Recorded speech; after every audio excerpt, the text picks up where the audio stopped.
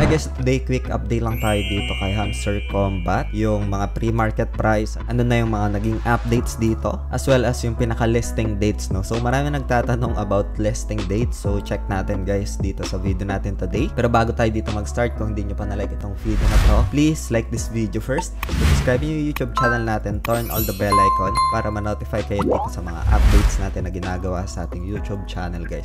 For now, nandito tayo ngayon sa dashboard ni Hamster Combat. Marami nang nagtatanong regarding sa listings, no. So check natin muna dito yung details. So dito guys, there's no definite date for listings pa, no, as per research dito. So ang nakalagay dito guys sa detalye is that ang Hamster Combat ay nag-announce lang ng date for the token generation event, or yan yung TGE, meaning yan yung pinaka-distribution ng tokens, no. So the TGE is scheduled for presumably on Q3 2024. So ang Q3 guys, start yan July, August, September, yung tatlong month na yan, no. So walang nakalagay dito guys na specific dates, no. So please be careful dun sa mga fake exact dates, no. So wala pa talagang pinaka-exact date dito sa mga nagtatanong, no. So for now, ito pa lang yung pinaka-details on my end.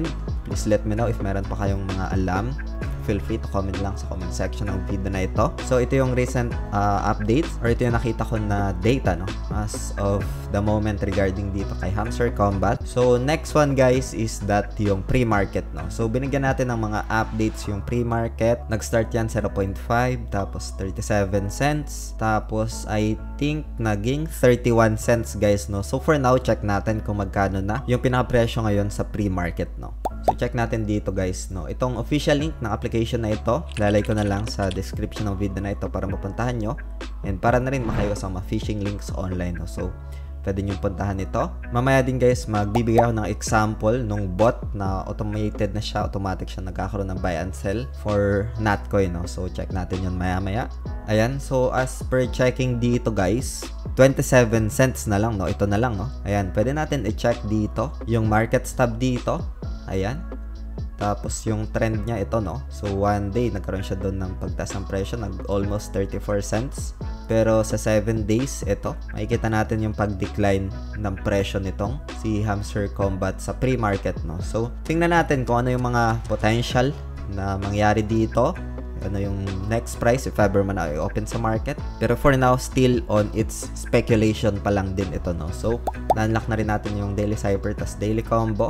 Nasa group natin yung pinaka-sequence na ito. So ito, tapos yung daily cipher is stable yung Morse code nya dito, no. So nasa Telegram group naman natin yan.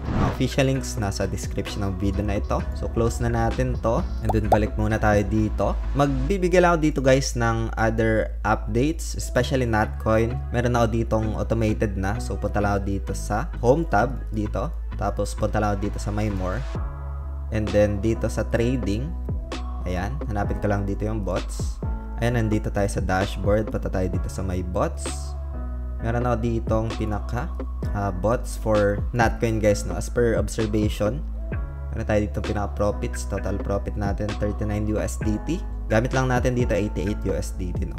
So mabilis lang naman dito mag-create, no. So punta ka lang dito sa dashboard, ayan, and marami ka na ditong pagpipilian, no. Again guys, itong video natin today is just for ideas lang, for friends. Does not qualify as an investment or financial advice. Hope you got some ideas dito, especially dun sa mga nagtatanong. And for now, punta muna tayo dito. So like if you want to just copy lang naman, ayan, makikita mo naman yan dito yung mga ranking. So if you want to create bot, ayan, pwede mong piliin dito spot for the beginners, for advanced traders, para sa mga experienced traders, select mo lang itong option na ito, no. Tapos dito, like for example si NAT, ayan, NAT USDT. So meron na siya dito guys, predefined, no. So ito 30 USDT, pwede mong gawing use lang ito, ayan. Tapos dito kailangan mo ng 30 USDT, no? Set mo lang siya dito, ayan, and confirm, and simple as that guys, no. So yung details makikita mo na siya dito. Meron tayong mga negative guys na ito, KW, ito yung kay Nat, ayan, and then ito yung bago natin, no. So ito, and kung gusto mo naman guys na kunin na yung profits, terminate mo lang ito, terminate mo lang, tapos mapupunta na siya sa spot, no.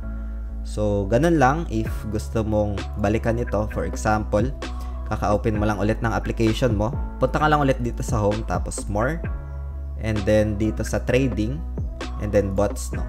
Ayan, and then hanapin mo lang dito yung my bots, tapos hanapin mo dito sa may tab, no? Like for example, dito nakalagay, ayan, makikita mo na siya dyan.